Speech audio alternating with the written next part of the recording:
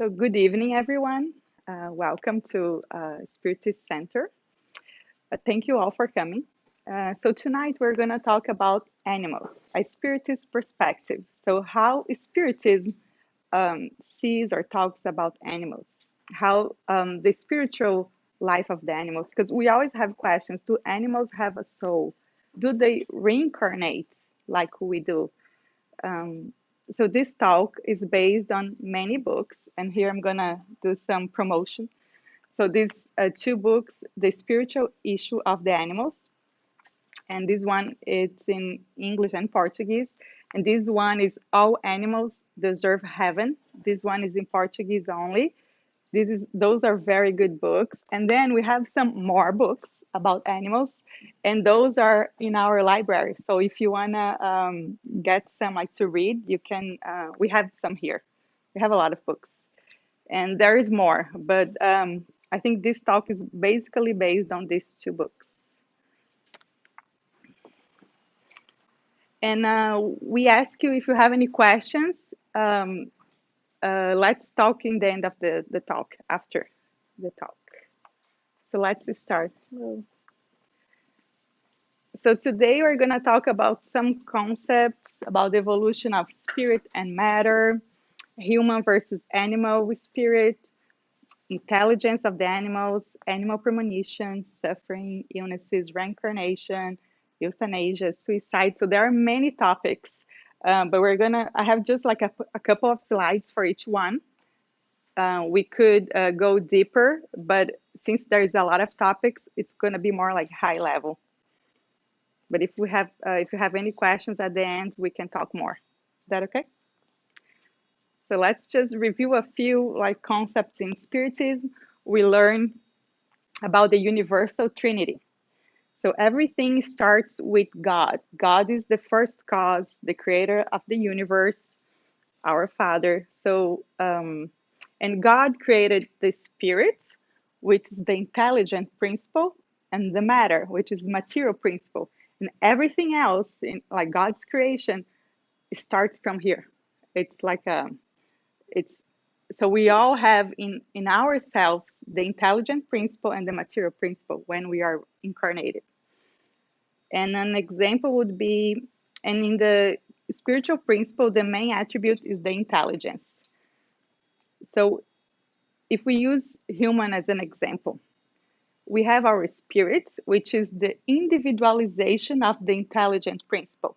And we have our physical body, which is the individualization of the material principle.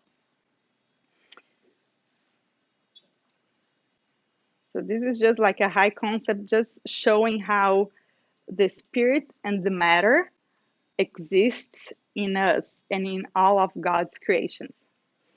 But let's take a look at what science says about the evolution of matter. So this is just briefly, we learn, from science, there was Big Bang like 15 billion years ago, and there was the formation of the sun, stars, planets, and then the earth, um, first cells, fish, amphibians, insects, mammals, whales, monkeys, and humans. So this is what science tells us of the evolution of matter.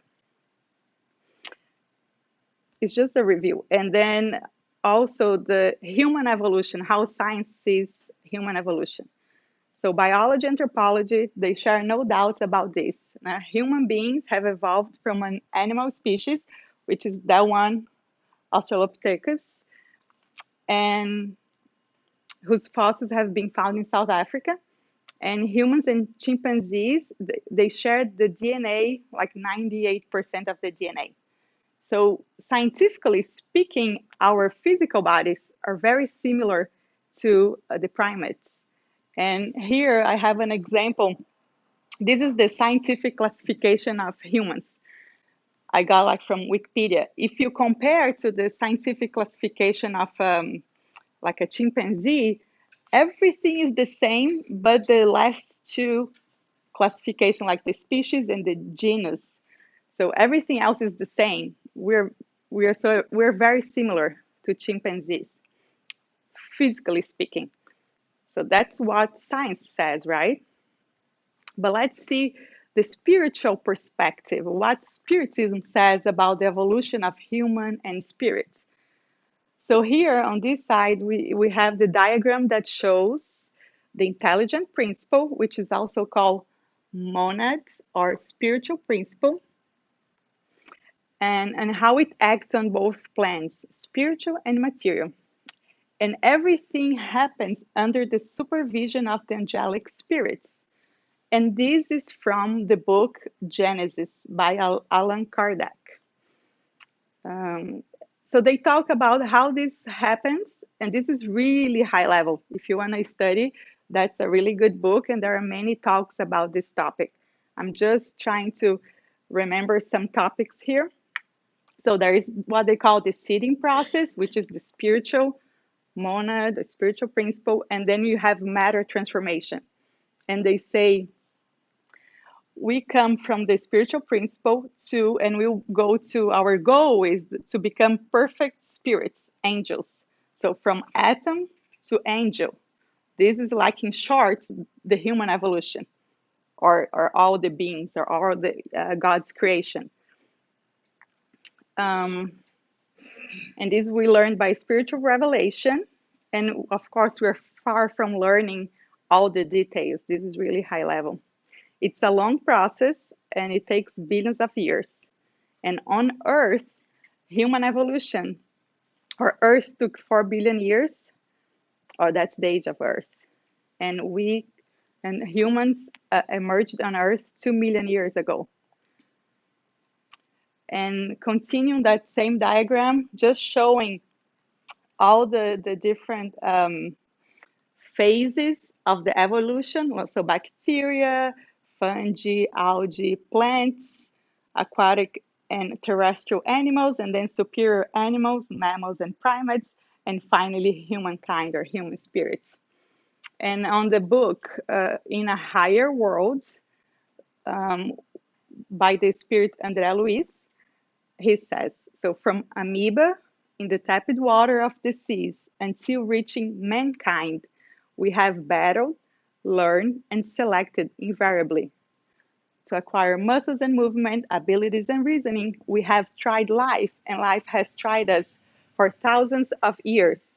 So the the spiritual principle has gone through all these phases until reaching the animal kingdom and the human and becoming a human spirit.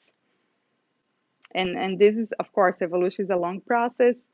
And so there is a question on the spirit's book.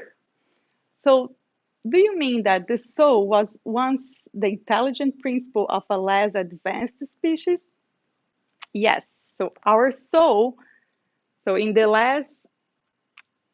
less evolved beings, that the intelligent principle is, it is in these less evolved beings that the intelligent principle is developed, meaning like in animals, plants, but gradually individualized and made ready to live. So, but just an observation, the human spirit was never like a rock or a plant or animal per se. It can only be called human spirit after it went through this I'm just calling it humanization process. But this is also like a topic for another talk. Here is just like high level, just so we have an idea that we were somehow, we started as intelligent principle and now we are humans. It's a process. So another question, the Spirit's book. Since animals have an intelligence that gives them a degree of free action, do they have a principle that is independent of matter? Yes, and it survives the body. It's the intelligent principle. So here it just confirms that animals do have a soul, or the spiritual intelligent principle. And in another book called Emmanuel, by Emmanuel, there is a section that talks about on the animals. So Emmanuel says, I feel at easy to declare that all of us have already fought on their bashful evolutionary circle, meaning the animals. They are our closest relatives, although the stubbornness of many who insist in denying it. So sometimes because we have our pride, it's hard to say, we are close relatives to animals, and so sometimes it can be considered an insult to the human race, the acceptance of these truths. But here is Emmanuel, which was like Chico Xavier's mentor, telling us this, right? But we are still very proud, and sometimes we don't understand the grandiosity that is God's creation. And also, in one of the books, Emmanuel, he says that he himself, being a superior spirit on the spiritual life, he's studying evolution of man, evolution of the planets, and this is a topic that he loves. But he knows much, much more than we do, right? Here we're just like scratching the surface. He's like already telling us and explaining to us how things work on the other side. So, but what's the difference? So, if we have a soul and the animals also have a soul, what's the difference? So, they are same in essence. They also came from intelligent principle and evolved. But the main difference is the level of evolution, since there are different levels in the scale of evolution. So, the human soul after death preserves its individuality and self-awareness, and the animal soul also preserves its individuality, but its intelligence is in a dormant state. So there are some differences between the two souls or spirits. And in many spirits book, they use the word spirits, meaning the animal spirit. So it's okay to say spirit. Some people may say, "Oh no, it's not a spirit," but they use this in many books, and I have some references, like in the spirits book and on Genesis. And of course, we know that some animals display more intelligence than others, but it's still primitive when comparing to humans. It's a primitive form of intelligence. And also, humans have moral agency, and animals act by instinct. So there are some differences, but we are on the same scale of evolution, but in different levels of evolution. And the more we evolve, and the more the animals evolve, we get more free will, we have more choices, we have more knowledge, we have more reasoning, more self-awareness, and more responsibility, because the more we know, the more responsible we are. And the less instinct, less ignorance, less violence. So we're going to be like losing some things and then acquiring some other things. Another question from the Spirit's book. Can a spirit that has animated a human body be incarnated in an animal? So different religions may have different answers for this. In Spiritism, we believe that no, the spirits have told us, no, this kind of incarnation would be retrograde movement, and a spirit never goes backwards in its development. The river doesn't flow back to its source. So this is like the law of progress. It's saying we are always going forward. But there are, in some spirits books, they mention that are some animal figures in the lower zones, like in lower spiritual zones. They see animal creatures like wolves, sometimes snakes. But this is called zoanthropy, which means some inferior but human spirits. They are temporarily in the form of animal in the spiritual world due to feeling guilty or due to auto hypnosis, but we never go back to being an animal. It's just a spiritual form, and eventually to go back to human form before they reincarnate again. So it's not the same as going back and reincarnate as animal. We don't believe in that.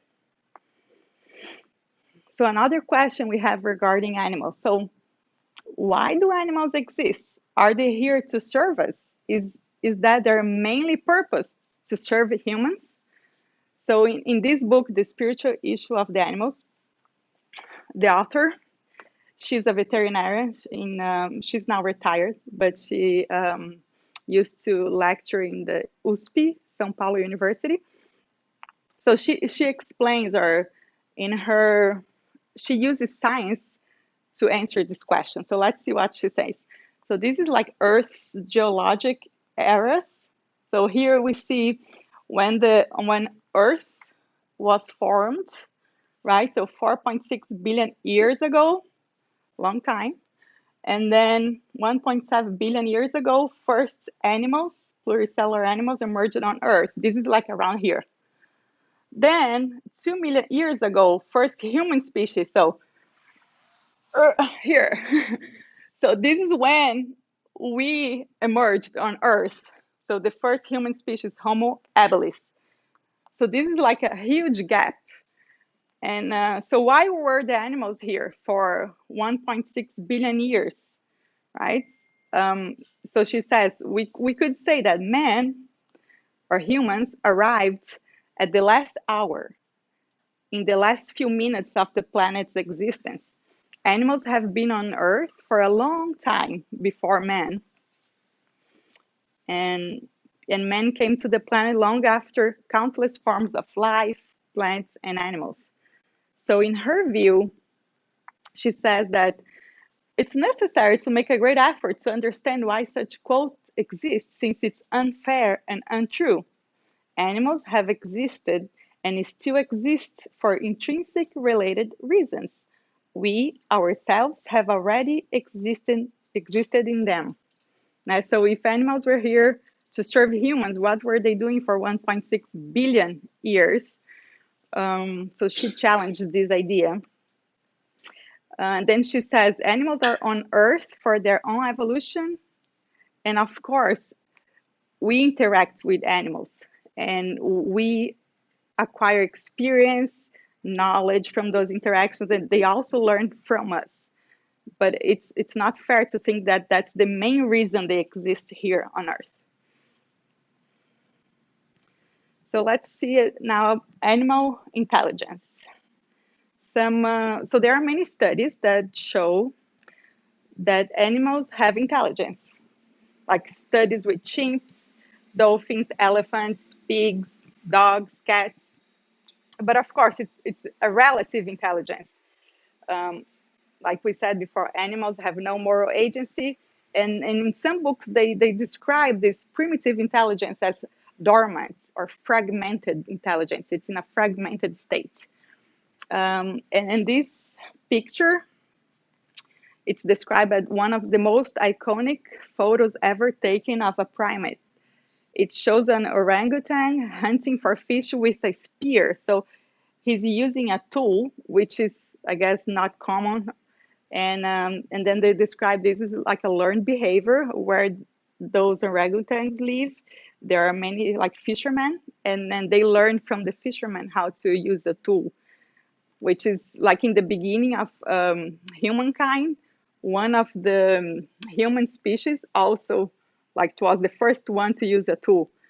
So it just shows us that animals are also evolving like we evolve. We're not the only ones evolving here. They are also evolving. But let's talk about intelligence. There are some cases in those books. There is this one, chimps, Lucy and Lena. They were studied by psychologists and the University of Nevada, and they showed intelligence and feelings. And they were successfully taught to communicate with themselves and with humans using sign language. So I think that was the first time like a chimpanzee learned how to use sign language. And then Hans the horse understood German and knew basic math problems. Like he knew like how to solve 2 plus 3, 5 times 2. And he learned also a predefined alphabet that was used for communication. It's probably like a simple alphabet. And this same guy who did this experience with the horse, he also used 2 other horses later, and they learned like French and some other language. It was really interesting. There, one of the books here, I think it tells like stories about the animals. There are many stories. And the other one, Rolf the dog. So he learned math when his owner, so this lady was teaching her daughter how to do 2 times 2. So she was explaining to her daughter how to calculate 2 times 2. But the little girl refused to answer the question. She wouldn't answer. And then the dog tapped her arm 4 times, saying, "Hello, it's far." Like she didn't want to answer. So he knew the answer. So this is one of the stories. More stories. Animal premonition. So there are stories, many cases showing how animal can sense. So the first one, so in ancient Greece, there were testimonies about birds and geese that fled the Thrace region, which is in Greece, before an earthquake. And then the second one in 1883. So for no apparent reason, birds um, they fled the small island of Krakatoa and never came back. So after some time, they saw that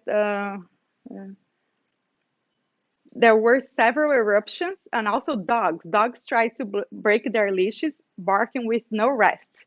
But nobody understood what was going on. But after some time, there were several eruptions of the volcano, which almost completely just destroyed the island. And then the third case, Pierre the horse. So it was a horse, and he was able to warn miners like 2 times right after the coal mine was about to collapse. And he saved many workers. So he would make like strange noises and act weirdly. And then the miners would see, what's going on with this horse? And they would follow the horse outside the mine, and then the mine would collapse later. And the other one, so cats were able to sense the German bombing in 1940. So this lady, Miss Woodhouse, was one of the people saved by her cat. So the cat took all her kitties and waited by the door, saying, hello, let's go somewhere. I think maybe they were saying to go to, oh, she went to a shelter. So I think maybe the government was saying, let's go to a shelter, but people didn't want to go. But her cat was, saying, let's go to the shelter. So it was like a sign to her and saved her life. So let's talk about animal suffering. So this one, I had this question, why do animals suffer? Because they don't have karma. They haven't done bad things. They don't have like reasoning like we do. Why do they suffer? For me, it made no sense. But this is what the book says, like Spiritism says. So in this book, The Mystery of the Being Before Pain and Death, Herculano Pires says, so they suffer because they evolve. Consciously or unconsciously, evolution always comes with labor pain that promotes evolutionary transitions to superior realms. And it's a consequence of efforts by things and beings, struggling with internal and external obstacles that face everyone in the footsteps of universal evolution. So each animal has its own learning path. And at the end of their experience or of their life, they must die and reincarnate like humans. So we all go through our life. At some point, we're going to die, and then at some point, we're going to reincarnate. We all suffer somehow. So they say it's part of the evolution path. And situations of suffering are part of their learning, and also their owners' learning. So they learn, but we also learn. If we have pets that go through this, like if they die, we also learn lessons from living with them, and then when they die, we also suffer with them, basically. But so here is a message by Emmanuel. So he says, suffering is an absolute ingredient for the cause of progress. All beings created simple and ignorant are required to fight for the conquest of reason. But the good news is that once elevated spirit, one no longer gets to know pain. Yay, finally. Considering that love will be the sun in one's heart. So once we get to like a more evolved uh, stage, then we don't suffer anymore, or we don't suffer as much, or we don't see the same scenarios as suffering because we have a different perspective. maybe we see as, oh, it's learning, or it changes when we evolve, which is good news for all of us, I hope. Um, like I said, they have no karma, and those are not trials of purification or expiation. Those are just like lessons or experiences. And also, we learn from the books that they are always protected somehow by spiritual beings. So there's no excess suffering. There are rescue teams in the spiritual world, and spiritual colonies that are dedicated to animals. So if the animals is not supposed to suffer so much, but it's going through some process, there are spiritual beings that come and give them passes, give them energies. Like in the slaughterhouse, I think they mentioned that when they're about to be stunned in their heads, they apply energy, so it's so they don't feel the pain. So it's interesting. And in the book, the all animals deserve heaven. The main character, he's like a human living in São Paulo. He's a veterinarian, and when he goes to sleep, in his sleep, he goes to the spiritual world, and he goes to a spiritual colony, and there are classes where they learn about the animals, about the animal evolution and reincarnation. So in some of the so in this book, they described a lot of things, what they learn, and they learn about the spiritual colonies that help the animals and what they do, how they do it, all the different techniques and technologies they have over there to help the animals. It's very interesting. I recommend the book to anyone. So let's talk a little bit of illnesses and passes for animals, right? So we know that animals can absorb our negative energies, and sometimes they can become sick. So in her book, The Spiritual Issue of the Animals, there is a question. So when we have a suffering animal near us, we want to appeal to passes, prayers, and fluidic water to help them out. Is this valid in relation to the animals? They say yes, everything is valid when serving goodness in the name of God. So animals also deserve every form of help. But they say be careful because, especially regarding passes and fluidic water, which require our energy, our human energy, um, there is a difference because, so for animal care, so they say be careful because human energy, ours is much more concentrated due to our mental abilities, which are much more developed than the animals. We have much more concentrated energy. Um, and also, they also have this energy, but it's modified according to the species. This is in the Spirit's book. They say it's modified. And so most of humans are not capable uh, of channeling this energy and use it in animals safely. So it's not recommended that we give passes directly to animals because we don't know how to control our energy.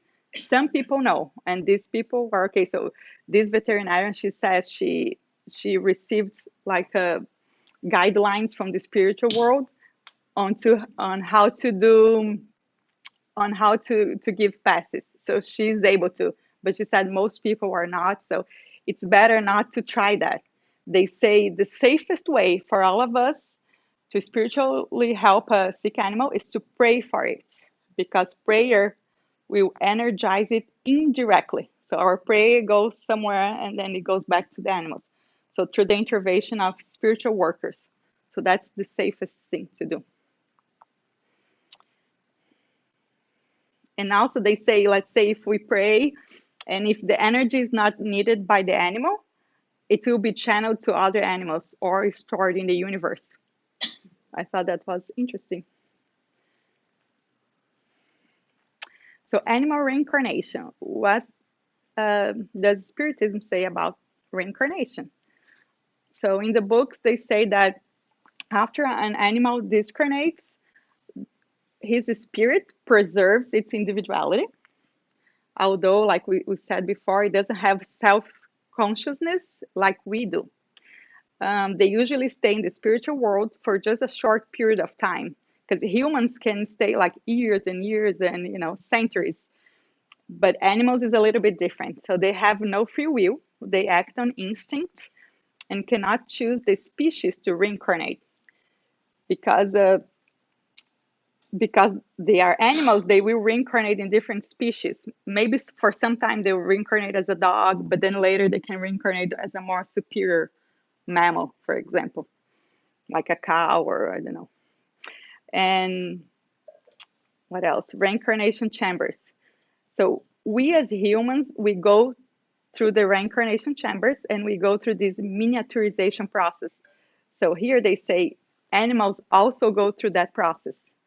But the main difference is that for us, I think it takes a long time, but for animals, it depends on the type of animal. So if it's an insect, it takes like seconds to change to reincarnate.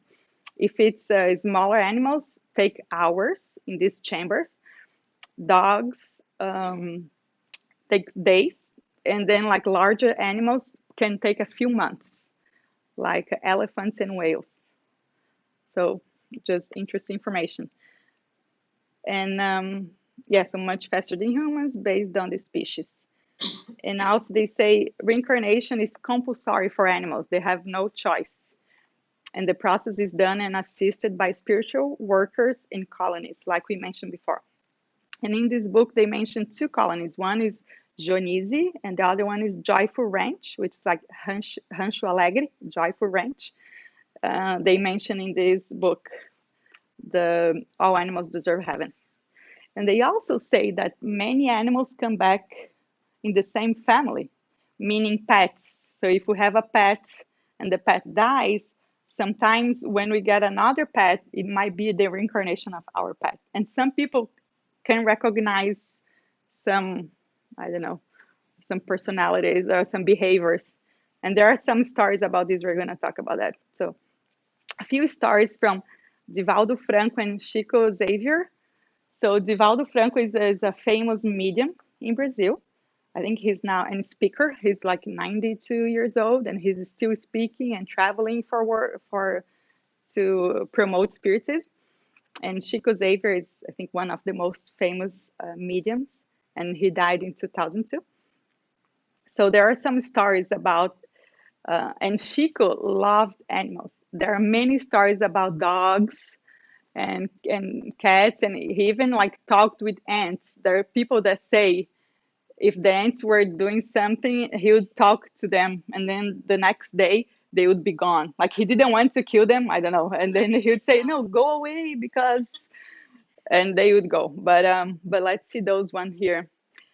So Divaldo was invited to speak in Brazil, in Campo Grande. So when he arrived at the hostess' home, like a huge dog jumped on him, putting his like paws on his chest.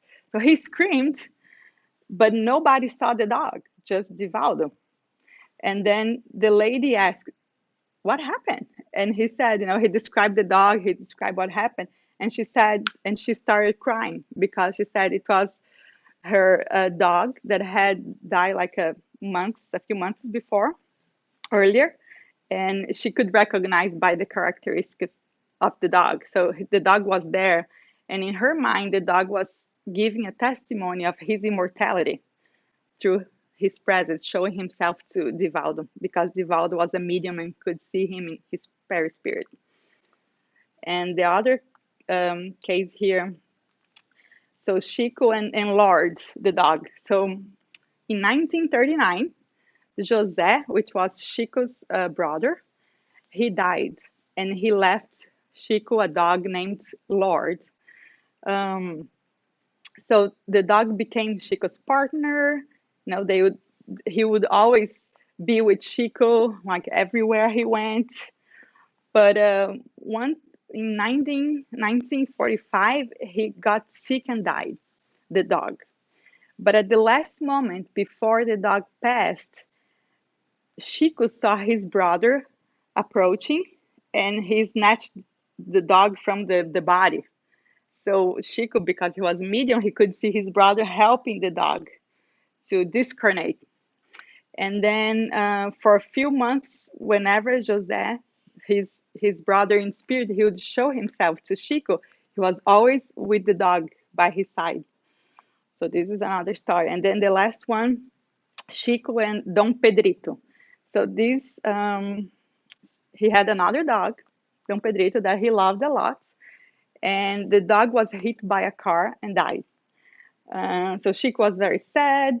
But one day when he was walking on the streets, a puppy started following Chico. And Emmanuel, his mentor, Chico's mentor, said, "This dog is Dom Pedrito, who has reincarnated." So then he adopted the dog and named him Brinquinho. So that's just stories showing how, at least for mediums, they can see, the spiritual bodies of the animals. And a lot of people, I think when I was researching, a lot of people say that they can feel sometimes when their, pets pass, they can feel the presence sometimes, or, the energy. So it's very interesting. So another animal, euthanasia. So let's see what they say here in the book. So it should be the last resource. So when there's no other treatments available and when the animal is suffering or in pain, so in that case, it's not condemned by the spirituality. It's, an act of compassion. So the state of the animal should be analyzed by a professional like a veterinarian who knows what's best for the animal. Only a vet should suggest such procedure. And also they say that we should think of euthanasia as a procedure in favor of the patient, the animal, not anyone else. For example, it should not be done by convenience. Like we're gonna move from a house to an apartment, or the dog or the animal lost bladder control, is peeing everywhere, or it became paralyzed, or it's old. So they recommend it should not be done by convenience, but when it's the best thing for the animal, if possible. And let's see what else here. So this veterinarian, Irvenia, which wrote this book, she said many people would ask her, should I sacrifice my dog? If it was really bad, in a bad shape, they would ask her, should I sacrifice my animal? And she would always remember this poem by Emmanuel. So while you can, don't get away from home. Maybe meaning don't get away from our responsibilities, from your responsibilities. While possible, endure. So maybe endure the trials. And while in your reach, tolerate. So mainly she would say as doable, as possible, as in your reach, make the option for life. So basically try not to euthanize unless it's extremely necessary and it's the best for the animal. Animals should not be discarded just because they are old or blind or for our convenience, basically. So animal suicide. So there are some cases documented in books and articles. It happens mostly to more evolved animals due to being more individualized, more intelligent and sensitive. And there are many reasons why, they try suicide or they can do it. Can be for love, when missing, longing someone, boredom, shame, depression, sadness, melancholy, stress. So there are some cases. So the first one, there was a zoo in Vienna, Austria. There was this huge cage with monkeys and foxes. So one of the little monkeys befriended one of the foxes. So they would play together all day long. But one day the zoo decided to separate the cages, the monkeys and the foxes, and they with a dividing wall. So the little monkey got desperate when he didn't have his friend to play with, and he jumped into the water tank to take her life. She jumped. And so one of the guards tried to save the monkey, but he was bitten by the monkey. So he opened the wall to avoid the suicide. But then they were so happy, they played, they jumped all day. But eventually they said the orders had to be executed and the wall had to be installed back. The next morning, the little monkey was found dead in the water tank. So basically she committed suicide. Another story, oh, there are many stories of dogs that kill themselves when their owners died. So when the owner died, the dog also tried to take his life or her life. So there are some cases where the dog jumped into the fire when the owner was being cremated. So the dog jumped into the fire. And then the other ones like refusing to eat or drink. Or in some cases, the dog would drown in lakes or rivers. So they would just drown.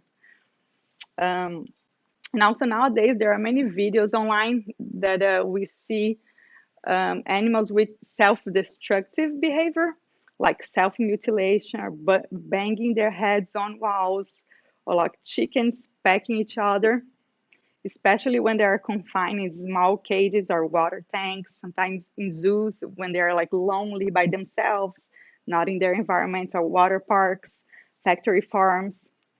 So we see like in dolphins, monkeys, cows, chicken, pigs. We see that especially when they're stressed, some animals may try to take their lives, which is very unfortunate. So another topic they mention in these books, animal meat and slaughterhouses. So we always have this question, to eat or not eat meat. So let's see what the Spirit's book says on question 723. So is eating meats contrary to natural law? So the answer is, in your physical constitution, flesh nourishes flesh. You should, however, eat according to the demands of your body. Um, so if we think, so this was written in 1857, and if we think about it, so we're still part of the world of trials and expiations. There is still a lot of violence in our world. Um, and to get some perspective, when I was researching this, in Jupiter, the planet Jupiter, the animals don't eat each other and there is no violence. They say Jupiter is a more evolved planet. And in the Spiritist magazine, it's March and April of 1858, they describe Jupiter and the humans or human souls that live there and the animals. Everything is more evolved, including animals and what they do and how they behave. And basically there is no violence. So this was written in 1857, but then when I was researching, I found there are some other spirits book that warn us about the spiritual implications of eating meat so we can make informed decisions. So another book is The Consoler, which is O Consolador, was written in 1941.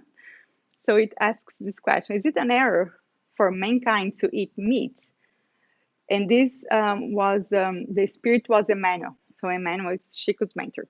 He says, the ingestion of animals' meats is an error of huge consequences from which many vices of human nutrition were derived.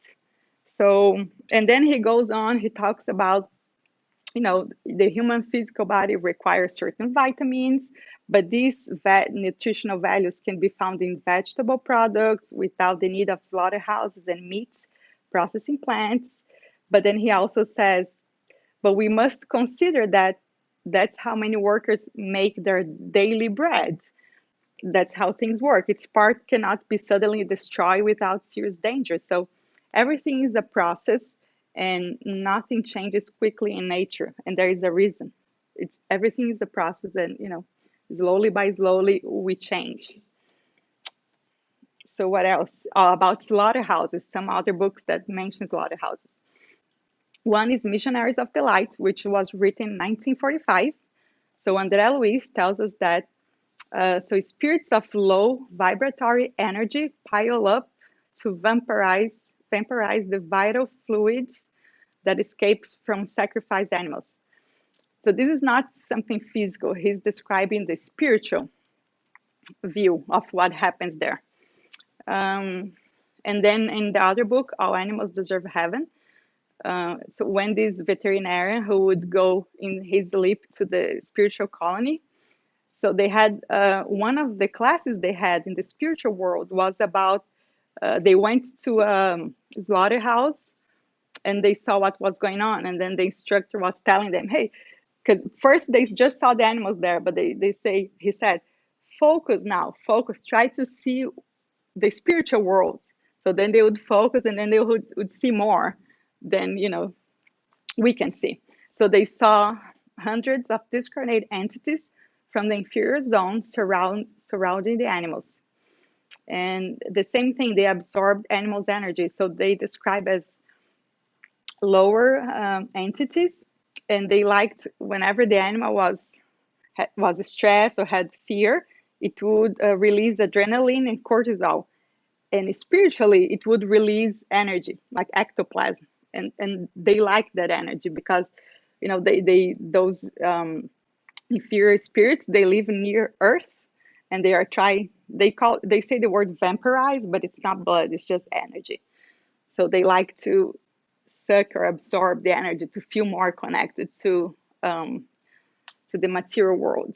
Um, and then also they describe the slaughterhouse, the meat processing facility, and then the cafeteria. So in the meat processing facility, they could see entities attached to the chunks of meat that were being wrapped.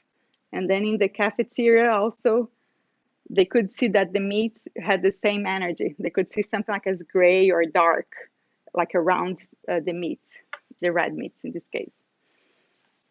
So also we know that most of us still feel the necessity and have the habit of eating meat. So we know also there are many spirit speakers and mediums that eat or ate meat, like Divaldo Franco, Chico Xavier. And of course, they are amazing humans, well-respected human beings. But when I was researching, I also found that, and I was surprised to find out that many spiritists are now becoming vegetarian, or some at least. There are many blogs and articles about this subject, and that's where I found many references in books because, like in the old books, they were not about animals.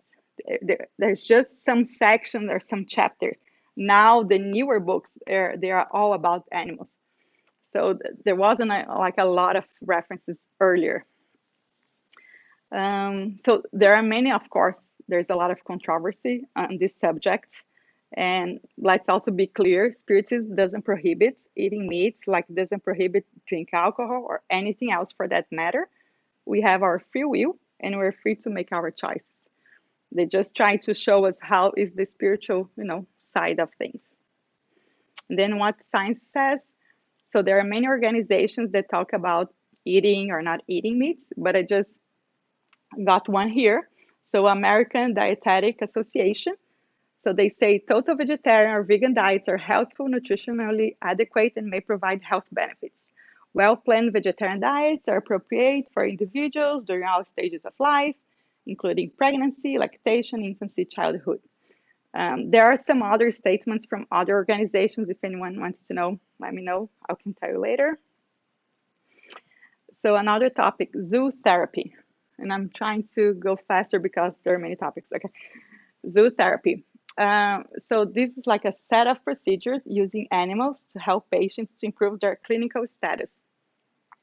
So there were some experiments in France in like 1982, and they tried, I guess that's when the first time they could see that animals could help kids, and in this case were autistic patients who after being in contact with the animals, they were awakened from their constant state of shutdown. So they realized that when humans are in contact of animals, we can learn, we can benefit from that contact. And in Brazil, they developed equine therapy with a horseback riding. And that was used for children with Down syndrome to help them with their psychomotor development of the children. So they say that also in adults, the simple contact with a dog or cat, or just like petting them, it lowers blood pressure. And then in nursing homes, the presence of an animal increases life expectation. Like, wow, I thought that was pretty good. And then also there is another case in one of the books, All Animals Deserve Heaven. They say that there was this 3-year-old girl with liver cancer, and she was in the hospital. And there was this dog called Fofão. I think he would help all the patients in the hospital. So when the dog arrived in the girl's room in the hospital, her whole energy was transformed, like from a dark to a lighter, brighter colors, because they were seeing, of course, from the spiritual side. And suddenly she was happy, she was smiling and not feeling the pain that was bothering her before. And also they could see that in her brain, it increased the brain activity and it released hormones like serotonin and morphine, which minimize the pain. So just the fact that there was an animal there, it helped with her symptoms. So, so dogs or animals can also be used in hospitals to help patients. But they say be careful. So whenever we interact with animals, we always have to be careful and be mindful. So we should always allow animals using zoo therapy a good quality of life. They must be trained with patience, respect, handled with care, and above all, loved. Also, we should always try to prevent any type of animal abuse. And then they say, the relationship, but friendship and trust that will develop between the parties will certainly contribute to the evolution of both spirits, the human and the animal. So it's like a win-win situation when it's done correctly. So let's talk about our responsibility. So first of all, in one of the books, they say, don't use the word owners, because it implies possession and no one owns any animal. We are tutors in their spiritual development and not their possessors. So we teach, but we also learn a lot from them. So this is a recommendation from Derek, which is like a instructor in the spiritual life. And they also say, so animals are our journey's companions, deserving respect and above all, love. And in another book called Spiritist Conducts, 1960, there is a chapter about concerning the animals. So they say, abstain from harassing and imprisoning, abusing, or killing domestic or wild animals, birds and fish, for recreational purposes.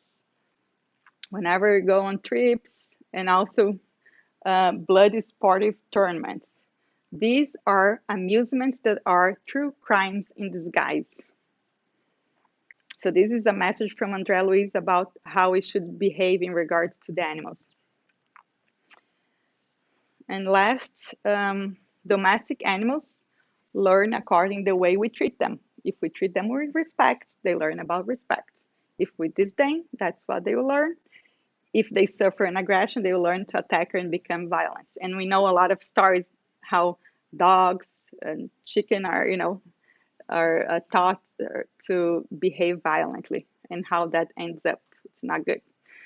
So we may consider ourselves as older and more experienced brothers of the animals. We have a lot of responsibility in our hands as their tutors in this life. And that was it. Thank you very much.